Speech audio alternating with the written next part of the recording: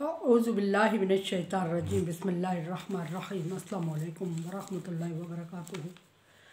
सूरह इब्राहीम है मेरे सामने और सूरह इब्राहीम की आयत नंबर 36 है, पारा नंबर 13 है और रुकू नंबर 18 है। आयत नंबर 35 में हज़रत इब्राहीम अलैहिस्सलाम की दुआ का जिक्र हुआ और हज़रत इब्राहीम अलैहिस्सलाम के साथ दुआ में हज़रत इस्माईल अलैहिस्सलाम भी शामिल। और ये उस वक्त की दुआ है जब इब्राहीम अलैहिस्सलाम हज़रत इस्माईल अलैहिस्सलाम जवान हो चुके थे और इब्राहीम अलैहिस्सलाम उनको देखने आए और फिर वहाँ मिल के उनके साथ काबा की तामीर फरमाई। और परमानेंट इब्राहीम इस्माईल अलैहिस्सलाम को चूँकि यहाँ आबाद करना चाह रहे थे, इसलिए इस दुआ में मशर्ती एक मौजूद है सहूलत जो मांगी है इब्राहीम अलैहिस्सलाम ने,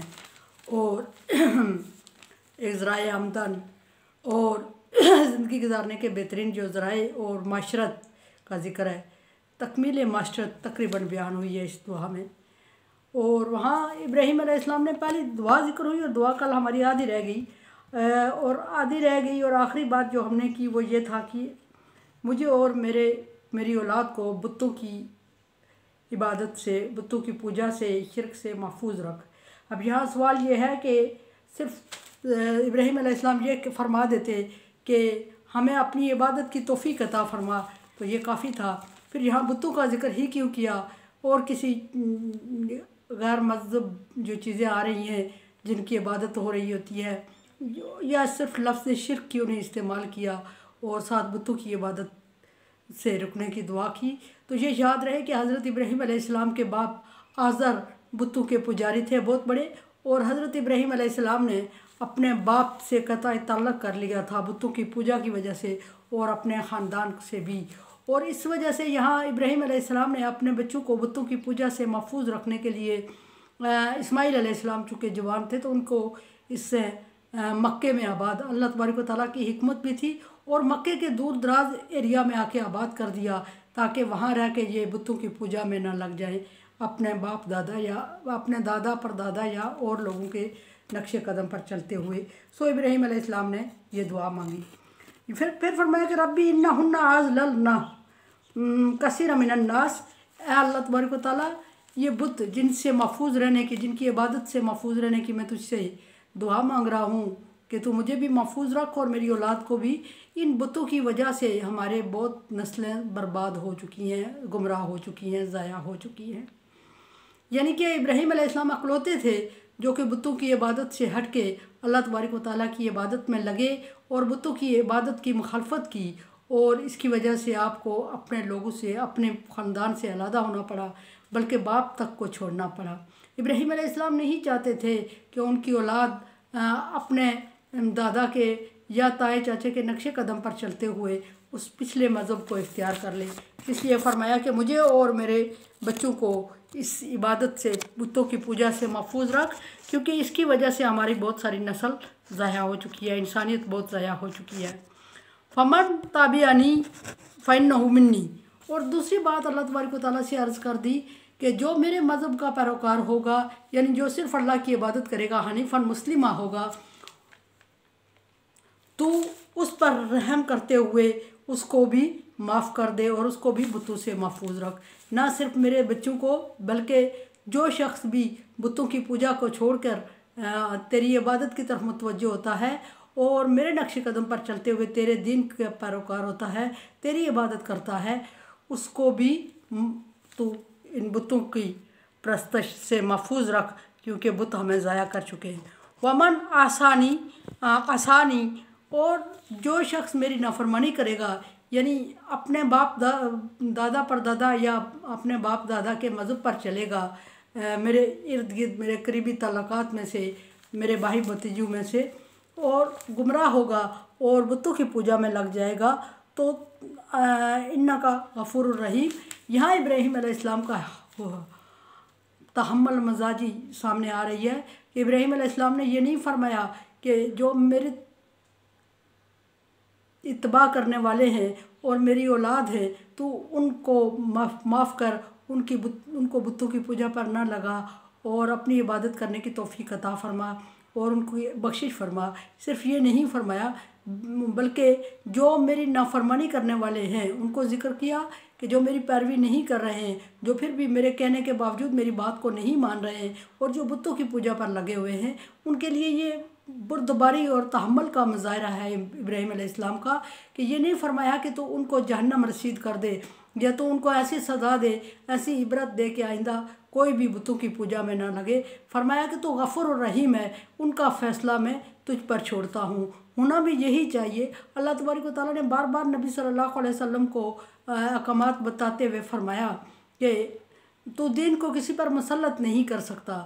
तेरा काम पैगाम पहुँचाना है और मेरी ज़िम्मेदारी मनवाना या हिसाब लेना है। अलैकल बलाग अलैनल हिसाब, तेरा काम, तेरी ज़िम्मेदारी पैगाम, अल्लाह के पैगाम को अल्लाह के बंदों तक पहुँचाना है और मेरी ज़िम्मेदारी उनसे हिसाब लेना है कि उन तक पैगाम पहुँचा और उन पर उन्होंने अमल क्यों नहीं किया। यहाँ बिल्कुल इब्राहीम अलैहिस्सलाम इसी तरह दुआ करते हुए अल्लाह तबारक व तआला से अर्ज़ कर रहे हैं कि अल्लाह तबारक व तआला तू मुझे और मेरी औलाद को महफूज रख और उनको बख्श दे और जो मेरी पैरवी करने वाले हैं उनको माफ़ कर दे और उनको बुतों की इबादत से और शिर्क से महफूज रखते हुए माफ़ कर दे। लेकिन जो मेरी बात नहीं मान रहे हैं, नाफरमानी कर रहे हैं, मेरी दावत और तबलीग के बावजूद वो बुतों की इबादत में लगे हुए हैं, उनका मामला मैं तुझ पर छोड़ता हूँ और तुझ पर छोड़ता हूँ। सिर्फ इसी पे इक्तफ़ा नहीं किया बल्कि उम्मीद भी ज़ाहिर कर दी कि मैं जानता हूँ, मैं उम्मीद रखता हूँ कि तू गफ़ूर है, माफ़ कर देगा उनको, रहीम है, रहम करेगा उन पर। और ये बात क्यों फरमाई इब्राहीम अलैहिस्सलाम ने, यहाँ सोचने की बात है कि अल्लाह तबारक व तआला ने जब इब्राहीम अलैहिस्सलाम को उनके बाप आज़र की वजह से, आज़र के लिए, अपने बाप आज़र के लिए इब्राहीम अलैहिस्सलाम दुआ मांग रहे थे बख्शिश की, तो अल्लाह तबारक व तआला ने फरमाया कि इस्तग़फिर लहुम औ ला तस्तग़फिर लहुम, अगर तू बख्शिश तलब करे या ना बख्शिश तलब करे इसके लिए एक बराबर है, और अगर तू 70 मरतबा भी इसके लिए बख्शिश तलब करेगा तो मुशरिक को माफ़ नहीं किया जाएगा क्योंकि ये मेरा वादा है। तो यहाँ इब्राहीम अलैहिस्सलाम फिर अल्लाह तबारक व तआला से अर्ज़ कर रहे हैं आइंदा नस्ल के लिए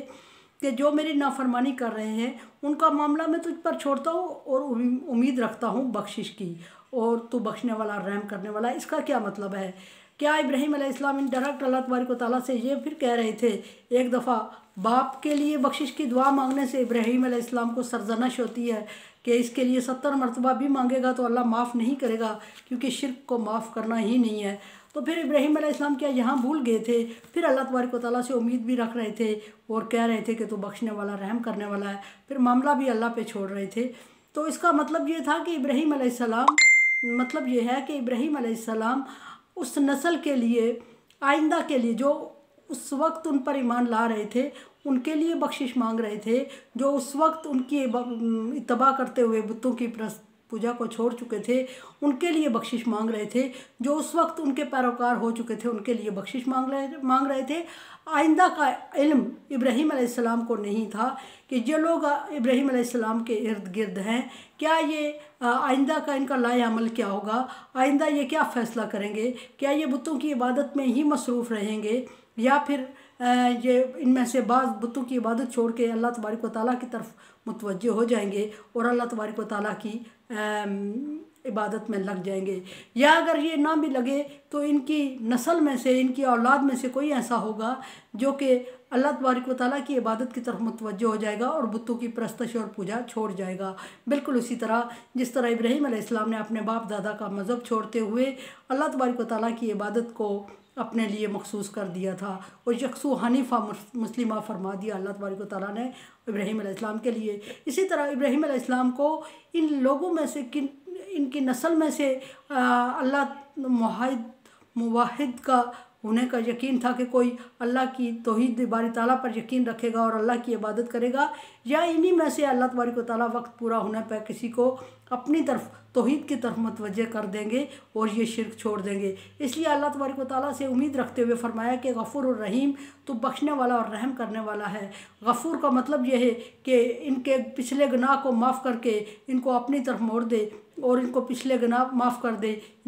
जो तेरी इबादत करेगा, और रहीम का मतलब यह है कि तू इन पर रहम कर, दुनिया में भी इन पर रहम कर। और दुनिया में रहम करने का मतलब ये था कि ये बुतों की इबादत को छोड़ दें, किनारा कश हो जाए उसे, और अल्लाह तबारक व तआला की इबादत की तरफ मुड़ जाएँ, तौहीद की तरफ मुड़ जाएँ, हकीकत को समझ जाएँ और अल्लाह वहदहू ला शरीक की इबादत करने लग जाएं। ये रहम करना था दुनिया में, और फिर रहम करने का एक मतलब आखिरत में ये था कि इनके अमाल की वजह से जो पीछे इनसे गलती हो गई है, इन पर रहम करते हुए इनको माफ़ कर दे। और बिल्कुल उसी तरह वादा फरमाया, याद दिलाया अल्लाह तबारक व तआला को, जिस तरह अल्लाह तबारक व तआला ने वादा फरमाया हुआ है कि कुफ्र व शिर्क को तर्क करने वाले को माफ़ कर दिया जाएगा और जन्नत में जगह दी जाएगी, और पिछले गुनाह माफ़ कर दिए जाएंगे। और सनाजीदुल मुहसिनीन, और जो बहुत अच्छी और खुशू और खुजू के साथ यकसुई के साथ ईमान कबूल करेगा, उसके पिछले गुनाहों को नेकियों में बदल दिया जाएगा और ज़्यादा अजर दिया जाएगा। जिस तरह के इब्राहीम अलैहिस्सलाम के साथ हुआ। इब्राहीम अलैहिस्सलाम ने अपने बाप दादा के मज़हब को छोड़ा और बुतों की पूजा और प्रस्तश को छोड़ा और अल्लाह तबारक व तआला की इबादत की तरफ मुतवज्जे हुए, और ख़ुद भी और अपनी औलाद को भी बचाने की कोशिश की और बाकी लोगों को भी तबलीग दावत हक़ दी। तो इब्राहीम अलैहिस्सलाम पर अल्लाह तबारक व तआला ने बहुत बड़ा एहसान फरमाया कि इब्राहीम अलैहिस्सलाम को हमने चंद बातों में आजमाया, और जब वो आजमाइश में अतम्महुन्ना, वो उन बातों में पूरे आजमाइश में पूरे उतर गए, तो हमने उसको लोगों का इमाम और पेशवा बना दिया। ये बहुत बड़ा रहम और बहुत बड़ा सनाजीदुल मुहसिनीन के ज़ुमरे में आता है ये, कि बहुत ज़्यादा अजर अल्लाह तबारक व तआला ने इब्राहीम अलैहिस्सलाम को दिया। इसी तरह और एक बात यहाँ ये वाज़ेह होती चले कि कोई पैगम्बर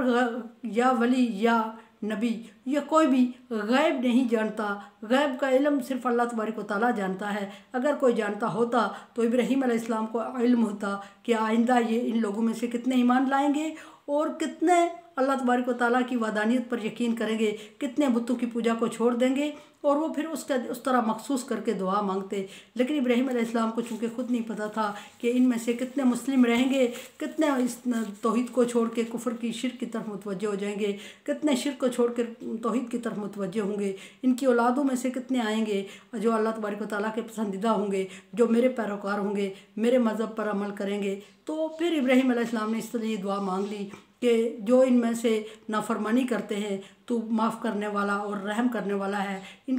पर रहम करते हुए इनको शिर्क से महफूज रख, इनको शिर्क तर्क करने की तौफीक अता फरमा, इनको सलाहियत और हिम्मत तौफीक अता फरमा। और जो शिर्क कर चुके हैं और अब तौहीद की तरफ मुतवज्जे हो चुके हैं, तो उनके ज़माना शिर्क में की हुई गलतियों और कोताहियों को माफ़ फरमा, क्योंकि तू माफ़ करने वाला है, और इनको राह रास्त पे ले आ। ये इब्राहीम अलैहिस्सलाम ने एक मशर्ती दुआ मांगी, अपनी औलाद के फैमिली की ख़ानदानी दुआ मांगने के साथ, आइली दुआ मांगने के साथ साथ आपने मशर्ती दुआ को भी नहीं भूला। तो इससे ये ज़ाहिर होता है कि इब्राहीम अलैहिस्सलाम ने जब दुआ मांगी तो मोहम्मद सल्लल्लाहु अलैहि वसल्लम आखिरी नबी हज़रत इब्राहीम अलैहिस्सलाम के दीन पर हैं। तो मुसलमानों को जब दुआ मांगनी चाहिए तो इज्तिमाई दुआ मांगनी चाहिए। किसी में दुआ में अपने आप को ही सिर्फ ख़ास नहीं करना चाहिए, बल्कि इज्तिमाई दुआ मांगते हुए अपनी औलाद के लिए हिदायत की दुआ और अपने इर्द गिर्द जो अल्लाह तबारक व तआला के अहकामात के पैरोकार हैं उनके लिए अल्लाह तबारक व तआला की रज़ामंदी और जन्नत मांगनी चाहिए, और जो गुमराह और नाफरमान हैं उनके लिए भी हिदायत की दुआ मांगनी चाहिए। एक तरीका सिखा दिया गया है कि इज्तिमाई दुआ का यहाँ एक मकसद बयान हुआ है। मेरे चैनल को आप सब्सक्राइब नहीं कर रहे हैं, मुझे उम्मीद थी कि आप मेरे चैनल को सब्सक्राइब करते हुए सदका जारिया में मेरे साथ तावन करेंगे, और अब भी उम्मीद रखती हूँ ख़ुद भी इसको सब्सक्राइब करें और शेयर करें अपने जानने वालों तक। अल्लाह हाफिज़।